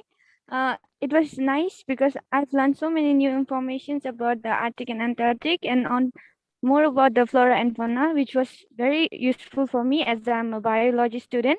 So it was like more informations and kind of informative presentations, and I'm very thankful to be the part of it. I'm very thankful for Sir Rashid so for providing us with this much information, sir. Thank you so much, sir.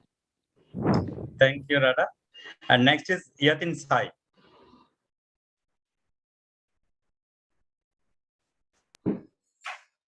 Yes, Thank you so much, sir, for such a great presentation. It was a really good presentation and I learned a lot from this presentation, and I'm so happy to be a part of this event. And yeah, I'll use these knowledge for making something really good for India in future. Thank you, sir.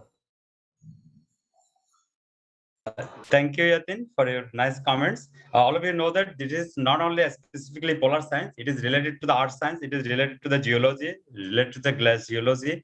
So lots of things are covered. It's very much related to the climate science as well. So anyone can ask question or something, what you have in your mind. So next I would like to request K.S. Sai Rishita. Rishita, please. Yes, sir.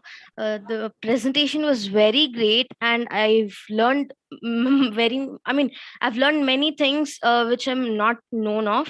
And before I conclude, I'd like to ask a question, if you can permit me. Yes, yes. Thank you. Please. Sir, the question is, what's the main difference between the flora and fauna in the Arctic region and the Antarctic region? Sir, please unmute, sir. Well, Thank you for your question. I'm happy, Rishita, that you have asked question. At least you have asked question, because I was thinking if you people don't ask question, I'll start asking questions. So it is good that you have asked. You see, the vegetation, the flora, it depends upon the temperature and the atmospheric conditions. The atmospheric conditions in Antarctic, the temperature goes to -89 degrees Celsius, and the winds are up to 300 kilometers per hour. So when the atmosphere is such a difficult one, there's no permanent fauna which can survive in Antarctic. There are no trees, there are no shrubs, and only whatever fauna you get or flora you get, it is in the restricted to a very small portion of the summer, and that also in the fringes of the lakes. In the lake bottom, you may get some fungi or something, you may get moss, you may get, but the major portion of the fauna or flora is not there. But Arctic is different, because Arctic is also, part of the Arctic is also tundra. So there are certain areas where you get a lot of vegetation, shrubs, and the polar bears and others, they feed on that. So because the temperature, Arctic winter, is equivalent to Antarctic summer. That is the range of the difference. So you should keep this thing in mind, and that's why Antarctic is considered as a desert. So nothing grows there. There's no permanent habitation there. Whereas in the Arctic, you have seen there are 8 countries are there surrounding the Arctic Ocean. But thank you for your question. Thank you, sir. And I have one more question. Flagged my mind. Sir, the northern part where the Arctic is present, as its ocean, so won't the research there be risky than the Antarctic? See, actually, the research in the ocean is much easier nowadays because you have ice-breaking ships. In fact, I want to share with you that only the last week, 2 of the Indian scholars, they have gone to North Pole in a ship. This will be the first time when the Indians have gone to the North Pole for a research on the marine biology. So once you take a traverse in the ship, the risks are less. But in Antarctic, because the winds are more, the temperatures are more, it is more risky unless you have a good support, helicopter support or other support. The people are not advised to go alone. Okay, sir. Thank you so much. You're welcome. Risita, you should ask one more question. That is there any opportunity for the students to participate in the expedition in the summer? You should ask this question, isn't it? Yes, I was actually. And we have a program, we have a student research program. We always encourage people with some scientific background to devise a small project. They must have a principal investigator, some teacher or some research guide who can guide them, and they can present their ideas. And then we can take them for summer, for a short period of 15 to 20 days or 1 month. We can take them and we can bring them back so that they can see the Antarctic, they can see the environment, and when they come back, they can be the ambassador of the Antarctic environment. Yes, sir, that was very informative. I think I'll try if it's possible. Thank you, sir. And thank you, Mr. Someshwar, sir, for letting me know about this. Yeah, excellent. Really. I think all others can also benefited by knowing this. Thank you. Thank you, Rishita, for your nice questions. Now I'd like to request Shatmi Anutma. Are you there? Shatmi Anutma, please. And if not, then Drishti Gupta, please. She is coming up. Shatmi Anutma is coming up. Okay, Shatmi, please. Then Drishti. The session was good, and I don't have any questions. The session was really, really excited, and I gathered many information that I didn't know. And thank you for Dr. Razik Ravindra for inform us and filled with these information. And thank you again. I'd like you to add something. Sri Lanka was linked to the part of the Antarctic where our current station of Shimakar Maitri is there. Earlier, about 200 million years before, the location of Sri Lanka was very close to our station of Shimakar. We were together. Wow, great, sir. I think Shatmi will feel very proud. So. Yes, of course. Yeah, sure. Next, Drishti, please. I don't have any questions because there are so many facts that I don't even got time to think about the questions. But one fact which I never knew was that there are even rocks in Antarctica. Because most of the pictures which we even surfed through the internet, we only get ice cover or ice floating, icebergs. So that was informative. Thank you. There's only 2% of the area, in Antarctic, which is ice-free. And that is only in the coastal areas. Otherwise, you are correct. 98% of Antarctic is only ice. Thank you. Thank you, Drishti. Next is Priyanshu Mukherjee. Priyanshu, please. It was a very good video, and I learned so many things from that video and from that presentation.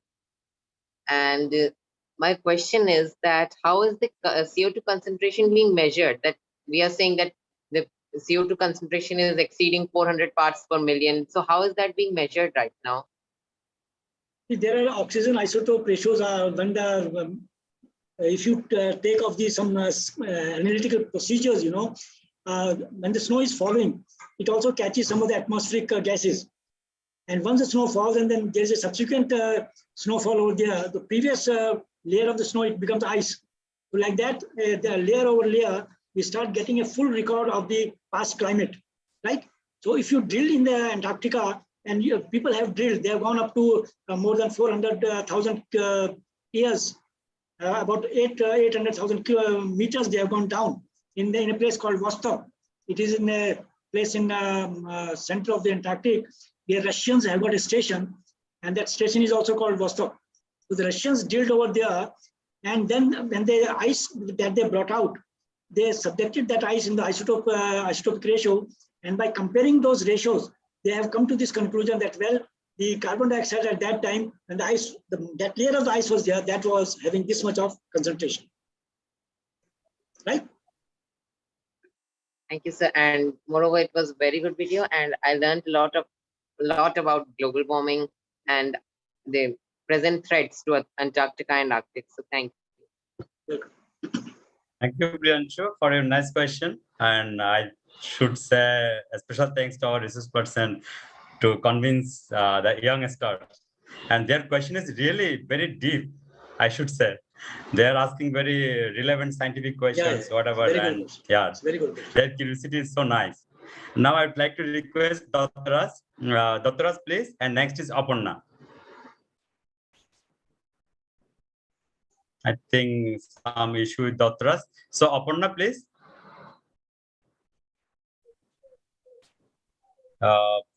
If not, Rakshit Rankha, do you have any question? There is, I think, sir, it's already covered by all the students almost, maybe one or two, some internet connectivity issue. Otherwise, it's all right. So do you have, sir, any final words for the youngsters based on their questions and based on their queries? So, and some inspiring word, so in future they can think their career or their research plan based on that, or they can learn more things very relevant to today's topic, because those areas is still lots of unexplored, right? There is lots of things people can do, and people, scientists can know lots of things from there. Sir, please. Actually, see, the climate change research is basically a very deep research where you have to have a good knowledge of physics, basically chemistry, and if you indulge into the microbiology, basically it is all science. So at this stage where you are, class 10 and class 12 students, so I think the focus should be on your major scientific fields, basic sciences, physics, chemistry, biology, mathematics, so that when you graduate, you take up a graduate course, you can then finally select what type of a exercise you want to do. Climate change has got a lot of avenues open nowadays. Everywhere you go, whether it is in the NASA or in the IPCC or in any other country, the major focus is on the climate change. Whether you are studying the marine oceanography, or you are studying the isotopes studies, you are studying the paleoclimate. So I think this is an upcoming field. So there's a lot of avenues. You can participate in the expedition. You can join as an intern program in the institutions which run special courses for young students. In India, of course, the Goa-based Antarctic Center is there. It welcomes people to come there. Then there is NIO is there. Birbal Sahni Institute of Paleosciences is there. Wade Institute of Himalayan Geology is there. I know only about Indian study centers, so I'm talking only about India. Of course, I know about Nepal. ICI mode is there. So a lot of avenues are open for students, graduate students, who can go there, take an internship course, see how scientists are working on the glaciers, how scientists are working on the microbiology, on the sustainability of the ecosystem, on the lifestyle of the people, because the tribals who live in Arctic or who live in Himalayas, they have got a very specific knowledge that is not taught in the books. So if you know how they are adapting themselves to the changing climate, how patterns they are adopting for the agriculture, Because as the climate goes up, as the temperature warms up, they also have the adaptation mechanism for changing the agriculture pattern. So that also is a very big knowledge that the students, if they get interested, they can learn, and then possibly they can do some higher studies on that. Thank you. Thank you, sir. I have seen one hand raised by KSI Rishita. Rishita, please. Do you have Yes, any more questions? Yes, I please. have one more. Sure. Thank you for the chance, sir. And sir, I have a small doubt. Does this space travel, or probably I can't say the word space research though, can this space travel affect the global temperatures? Maybe which can again affect Antarctic and Arctic temperatures? It's a very fundamental question. Not only the space travel, in the aircrafts that they take a flight, a lot of carbon imprints they create. So during the pandemic, when the air traffic was controlled, there was no planes going up, the atmospheric conditions changed rapidly. And we had a very nice atmospheric conditions, no aerosols, and carbon footprints became very, very low. So definitely, because when the aircraft flow, or when the spacecraft go up, or when we launch these satellites, a lot of carbon imprints or footprints are increased. But then this is a part of the developing science, because if you don't do such things, then possibly our knowledge will not get advanced. So one has to have a balance between that's why it's called as sustainable development. You have to see what is the must. You must do that, and wherever you can avoid, you should avoid. Okay, sir. Thank you. Welcome. Thank you. I have also seen Yatin Sai raise his hand. This is interesting, really. That's the real spirit. Please, Yatin, unmute, please. Yeah. But I have a doubt. The doubt is regarding like space debris. Normally, space debris, at least one from space falls a day into Earth's surface. Though they have not caused any human casualties, what will be their effects over like our environment, especially in the polar region? I didn't understand your question. This effect of satellites? No, sir. Space debris which are falling down from space back to space debris. Yes. Well, space debris is a problem which is not confined only to Antarctic. The only thing is that in Antarctic, you can identify that, because if something falls from the space on the Antarctica, you can immediately catch its sight, because as you know, the maximum number of meteorites, they have been located in Antarctic. More than 20,000 meteorites have been located by Japan. Similarly, China, the Antarctic program, they have located hundreds of meteorites in Antarctic, because once the polar plateau comes down, in the lower regions, most of these meteorites, because they are very heavy, they are dense, they slide down and they get concentrated at the foothills of the polar plateau. So most of these outer space debris, like meteorites and others, in a area which is densely populated, you may lose them. But in Arctic and Antarctic, possibly you can locate them and you can find them.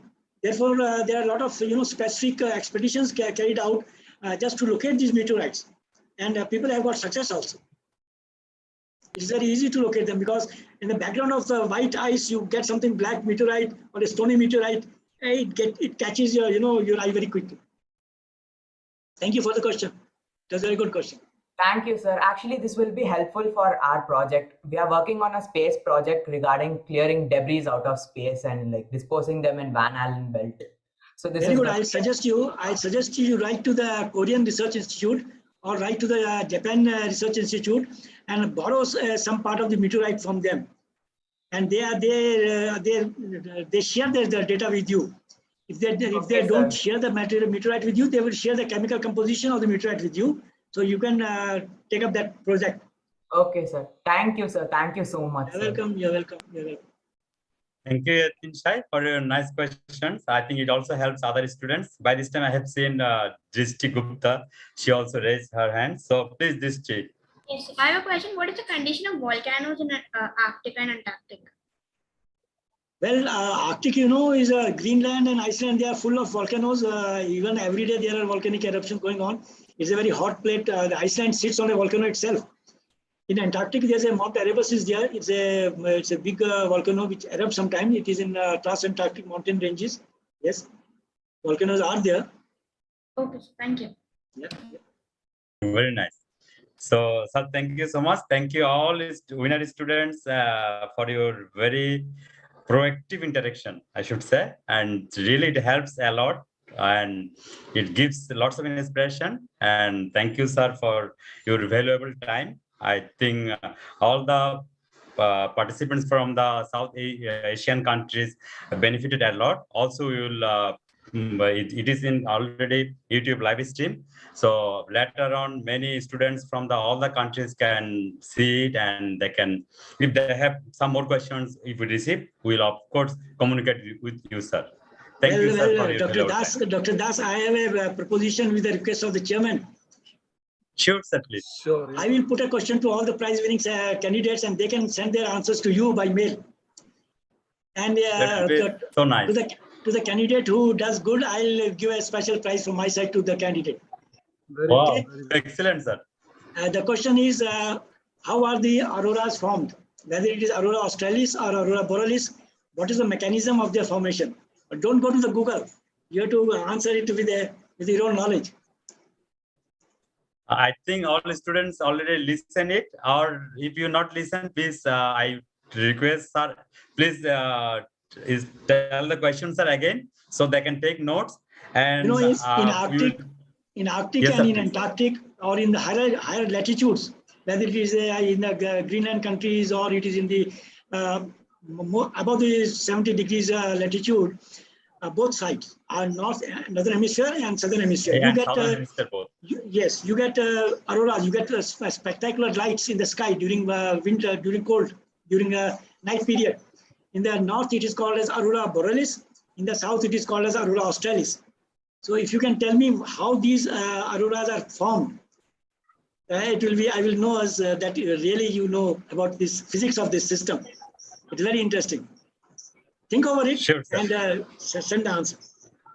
Okay, sir. We will email this question to all the winner participants, and we will ask them to reply. After receiving the reply, I think Dr. Somesh Das, sir, on behalf of Sama, he will send all the reply to you. So based on the answer, you can give another prize to the who will be the best, give the best answer. Sure. Yeah, but the condition is that you should not consult the Google, Baba, for that. Yeah, that is what.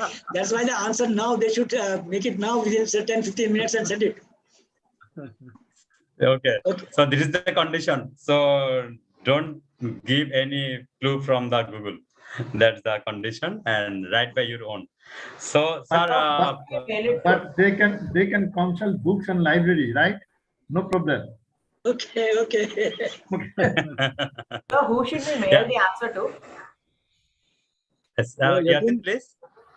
So who should we mail the answers to for the question asked by You can mail to Sama, from which you got these invitations. Sama03august@gmail.com. By the way, does any student know the answer? Yeah. Can you raise your on the spot? You can say you know the answer. Yeah, Gitesh. Yes. You reply on the spot. Yeah, any student know any information as per the sub questions, so you can reply at present also. It will also be considered. I think Gitesh is raising his hand. Yeah. I'm Okay, not please. a student, but I'll just give By them the a way, hint. 1 minute. Dr. Rasik Ravindra, did you ask this question to the school students or the university student, by the way? No, only to students. I can't ask to the experts over here. They all know the answer. Sir, I have seen Priyanshu raise his hand. So Priyanshu, please. Then we will listen from Gitesh. Priyanshu. Yes, sir. So auroras are formed when the charged particles from the solar flares, they interact with when they collide with the magnetic field of our Earth and interact with it. And then that magnetic field itself sends those particles into the Earth's atmosphere. And after the interaction of Earth's atmosphere and those charged particles, they form those beautiful light shows on the at the northern and the southern skies called the auroras. And the different charged particles form different types of colors of the auroras. Thank you, Priyanshu. And Yatin also wish to say. Yatin, please. Sir, auroras are normally formed due to the ionic collisions, where the ions from sun collide with our atmospheric gases, which are like oxygen and nitrogen. And yeah, there are different types of iron, like how the ions of firecracker work in different colors we get on sky. The same way, like different type of iron, like salt ions can give out a few colors, and depends on the iron. Like it's basically on the iron, like how the aurora is formed. And yes, sir. Thank you. Good. Thank you, all of you. Very good. So I think, sir, you already get 2 winners, right? Yeah. Qualified for the. Two is good qualified enough. for the Yes. Okay, so both of you are requested to email what you already mentioned. So I think sir will consider. So I already mentioned the Sama email in the chat box. So all are requested to email to Sama. So we can convey the reply to our resource person Roshik sir. So at last, Gitesh, I think you wish to say something, right? Gitesh was. No, sir, they summed it up. I just wanted It's to all give right. them a hint. Okay. Thank you. You look so young. I thought you were a student. He is a student. He just passed out MSc. Yeah. Fortunately, under Dasaran. Okay. Sir, so now we can request our Honorable Vice President for concluding remarks, right? Yes. Okay. So now this is time for concluding remarks by Dr. Kamaruzzaman Chaudhary, sir. He is the former Director General of Pakistan Med Department, as well as at present he is the Vice President of SAMA. Sir, I would like to request you to give your concluding remarks, please. Thank you, Dr. Das and Dr. Ajit, for inviting me for this opportunity and providing this opportunity. I think today's event was very interesting event, and especially the student science competition, and then the lectures of Dr. Ravindra, I think made all the excellent, I think in this initiative, we were expecting to create an interest among the students. And these two events have created the desired results. And further, I would like to just to add, Dr. Das was just briefly describing the list of major activities of SAMA in the last 1.5 years or so. And in fact, this long list of SAMA of major activities really looks unbelievable. And I think that is really remarkable.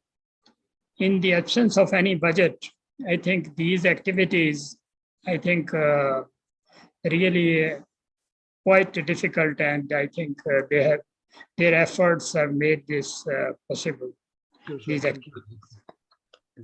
And as you know that meteorology is such a science, it does not follow any political boundaries. And SAMA is helping to achieve such cooperation among the 9 South countries. So this is, I think, another major goal which is supposed to be achieved. And in fact, we have already started achieving this goal. So 9 South Asian countries cooperation, I think if we will be able to enhance that, and we are, I think, moving toward that, I think that will be a very big achievement. Because in the absence of cooperation, I think hardly any development or any major achievements can be thought in this field of meteorology. And then I think I also like to acknowledge the SAMA's activities for enhancing the cooperation with the regional organizations like ICMOD, RIMES, and the other national meteorological associations. So this is, I think, Dr. Ajit mentioned in his brief. And I think that is also quite remarkable. I think we should continue to push that. The cooperation with other organizations, with the students, and within other meteorological departments also. In fact, many of the friends which I am interacting here in SAMA, We were, Dr. Karmakar knows, we will be attending the World Meteorological Organization's meetings regularly in Geneva. And we had a long associations already with Dr. Ajit, Dr. Karmakar, Dr. Madan Lal, and others. So here I would just like to acknowledge that we should continue to push our cooperation and our achievements in Sama. I think this will be in the benefits of all the countries as well as in all the organizations. So I will not go into much more details. I will just briefly stop here to acknowledge all the efforts which are being made, especially by two people, Dr. Das and Dr. Ajit. And I hope they will continue to do these efforts. Thank you very much. Thank you, Honorable Sir, for your nice remarks. It is really give inspiration to all the Sama communities. I hope it will also give the strength to do some more work in future. Now, I would like to request another distinguished delegates, Dr. Shomananda Karmakar Sir, and advisory panel member of Sama from Bangladesh, to provide vote of thanks. Karmakar Sir, please. Thank you, Mohan. Do you hear me? Yes, sir. Perfect. Yeah, I deem it a great honor and privilege to propose the vote of thanks on this memorable occasion, the Third Foundation Day of Sama. Already we are observing the Third Foundation is great. During the past year, Sama has made a remarkable progress, and I wish to thank them who have been very much involved in this process. Actually, Dr. Tyagi, Dr. Das, Paira, and others, those who were very much active. And today they have organized this meeting, the third Foundation Day. So I thank all of them.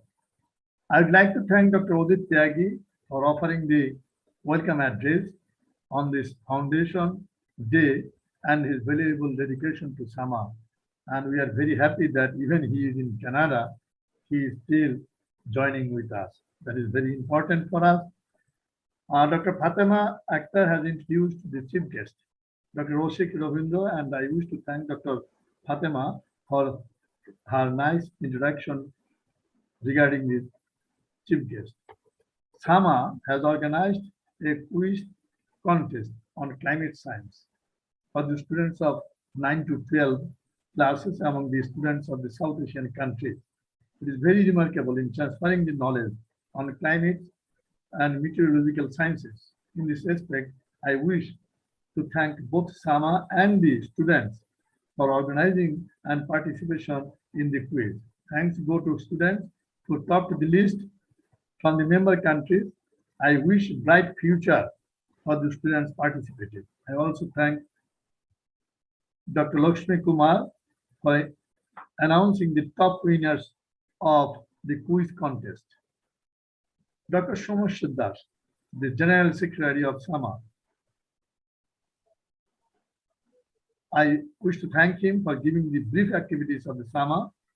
Practically, Dr. Das is an important personality in this region for the birth of Sama, its plan of activities, etc., etc. I'd like to give him my cordial thanks for all the events management and plan of activities. He is very successful in this regard. Today, we are very happy to have the Honorable Chief Guest who presented a valuable speech on Indian endeavors in the polar regions. Dr. Roshik Robindo is a prominent scientist in the field of polar science, geology, glaciology in this region. I wish to thank him for his valuable speech. And it was very interesting today, the interaction between the students and Dr. Roshik. That was very, I think, bright. And this will encourage the young stars, especially the students in the future, to read about the science and climate and everything. And lastly, he put some questions about, scholar activities, and 2 students already get the answers instantly. This is very much interesting. I must thank them. I wish to thank Dr. Kamaruzzaman, our old friend, and he told that we meet here when we attend this meeting. Actually, this is true because we met before also several times, and with this Sama, practically we meet them. And I wish to thank him for a good, concluding remarks for the event today. And I wish him long live and bright future also. I'd like to thank Dr. Mohan Kumar Das, Joint Secretary, and Mrs. Han Si, ECT member Sama, for their nice moderation of the 3rd Foundation Day meeting. Dear ladies and gentlemen, I wish to thank all audience who are present. Do you hear me? I think I was going to be lost. No, sir. We'll listen you properly. Oh, We are hearing you. Thank you. Thank you. Thank you. So, Thank you. Thank you so much, sir. I wish to thank everybody who have graced this day by their presence. Long live Sama, long live Sama, long live Sama. Thank you very much. Thank you. Thank you. Thank you so much, sir. Thank you all. Thank you for your nice participation. So with all of your kind permission, I would like to stop recording and stop sharing in YouTube. Final Okay, sir. words by, final word by Tyagi Sahab, the president. Yeah, sir. Honorable Chairman, sir, kindly, if you wish to say a few words as your final remarks, please. Unmute, sir, please. Unmute. Sir, kindly unmute, sir.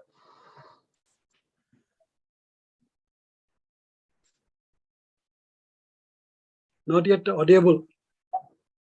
Yeah. Okay. Okay, sir. Our esteemed colleagues, Dr. Chaudhary and Dr. Karmakar, have very rightly summed up and I am personally thankful to Dr. Ravindra for his talk and the interaction with the students.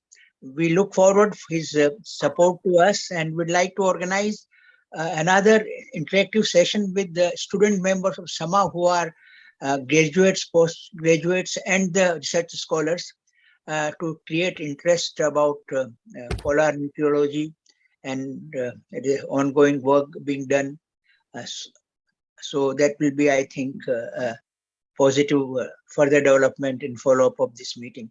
So, and I'd like to thank all EST members, especially led by Dr. Professor Someshwar Das for making this happen, and to student members who could participate in today's meeting. Thank you so much. Thank you. Thank you very much. Thank you, sir, for your kind words. Mohan, Best of, yes, sir. Best of luck to all. Best of luck. Okay, So, sir. Thank you. Goodbye. Thank you so much. Thank you. Goodbye. Thank you. Goodbye. Thank you. Bye-bye. Bye. Thank you. Thank you, sir. Thank you, sir. Thank you so much. Thank you. Thank you all. Thank you. Thanks a lot. Thank you, sir. All, sir. Thank you. Thank you, sir.